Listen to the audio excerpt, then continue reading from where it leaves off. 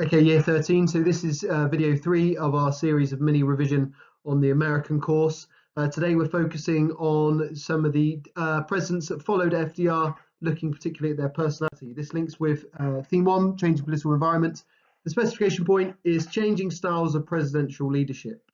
So we need to understand how different presidents ran the country, their influence on politics and their decision making, and how that can have an effect on the way they run a country and on the way the public see each of these presidents. First of all, we've got to start with thinking about why we're looking at this topic. So FDR obviously put a lot of attention on presidents. We talked in video 2 about how it increased the need of the president to get involved in decision making, or the public desire for the president to get involved in decision making, the importance of a president in setting a tone for a country, and therefore the personality and the ability of the following presidents to get on with the Congress, to get on with the public, is going to be really, really important. And we can see the breakdown of when those presidents took office. Okay, so if we look at our different presidents then, and we look at some of their personality traits, first of all, we're going to be looking at Harry Truman. Harry Truman, people initially in his presidency saw him as a determined and decisive individual, taking over after FDR, had to make some really big decisions at the end of the Second World War. He's really decisive in making the decision to, rightly or wrongly, to drop the atomic bomb. He makes the decision to kind of stand up to Stalin early on and makes big speeches. He shows that he's not afraid to make big decisions and stand up for America. However, when we then look at his domestic policy as we get through the years of his presidency, a lot of people saw him as not very charismatic, a real opposite to FDR in that notion. So, for example, talking to the media and going through different details, he would get a flip chart out and kind of take his time and go through all the fine details, which people might have found quite boring. He knew that the media was important and tried to keep them informed, but he did often make mistakes, especially around the Korean War. He seemed to have made mistakes. There's a reputation among White House staff and the public that is Truman. So he wasn't seen as very confident and sometimes stumbling over his words.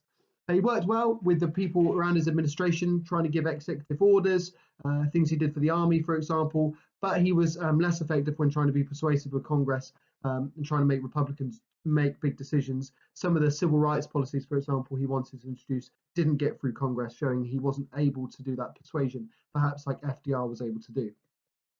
We then get to Dwight Eisenhower. Dwight Eisenhower, somebody that is successful in his military career, somebody who's very, very popular from his military career, very optimistic, somebody that,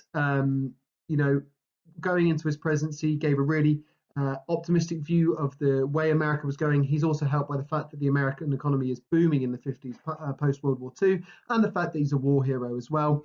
He was seen as very accessible. He found ways of getting things across to the public that they understood. For example, talking about the rise of communism as the domino effect, giving people a visual aid to understand what was going on. His military background made him a really exceptional organizer. He was great at organizing his team. He was good with Congress, had good rapport with people on both sides of the House. And he often, one criticism that could be laid at him is he was often in some ways could see it as a positive, but he kind of minimized problems with the media. So if there was an issue going on in a war, or there was a problem with civil rights or whatever else, he would try and minimize the issue, which is great in some ways, but sometimes it gave people the idea that he was trying to hide things. Overall, Dwight Eisenhower is seen as a safe pair of hands. We then get to JFK, John F. Kennedy. Seen as somebody who was very charming, very excellent with the media, came from a political family that was very popular, had a reputation, he was famous.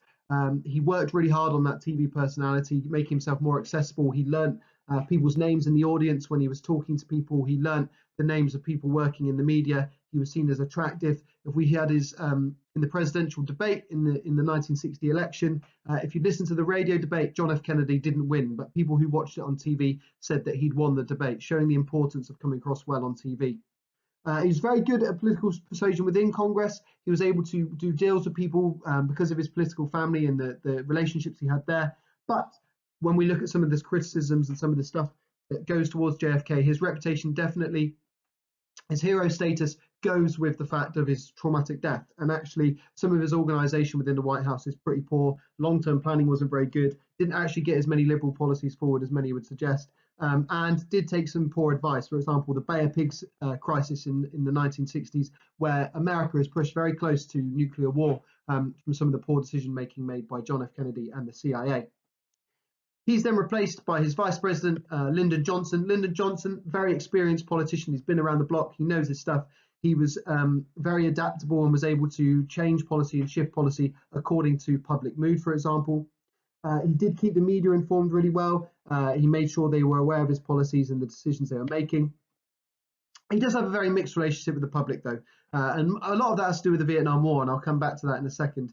Some of his policies from the left-hand side of politics, people were really pushing and happy with his agenda of trying to push the rights of minorities. But on the right-hand side of politics, there was many critics. Some of the tax rises, for example. Seen as a good organizer, he was absolutely exceptional with Congress. Whether you agree with some of his tactics, he was very good at finding what made people tick and getting decisions made. He's known for his large liberal agenda, helping many lives, civil rights programs, Medicare, helping the lives of the poorest in society. But his popularity severely falls with the Vietnam War. He doesn't even run for re-election because his popularity falls so much. And when a president loses that much popularity, then he must be doing something wrong. He's then replaced by a famous president, President Richard Nixon, somebody that was clever, was somebody that was seen could have been a very skilled politician, but his suspicious nature and the way he operated was his downfall. Somebody that actually was suspicious of those around him, hated. Sorry, I think the last one cut off on Richard Nixon on the last slide. So very suspicious politician, awkward, didn't get on with people, wasn't very good at taking advice. So you can use that when you're looking at Richard Nixon as well. The final thing then is looking at how these apply to exam questions. The personality of those presidents is going to be really a minor factor. You're not going to be able to use the information from today's PowerPoint in a whole exam question. But what you can do is use that information to help you inform some of the decision making that's going to be made for some of the exam questions. So to what extent were the styles and actions of the president responsible in change of public confidence? So you can look at the way they ran things, how they operated with Congress. You can look at the way they worked with the media and how that would have affected confidence. Richard Nixon, for example, very awkward with media, very suspicious, bad reputation.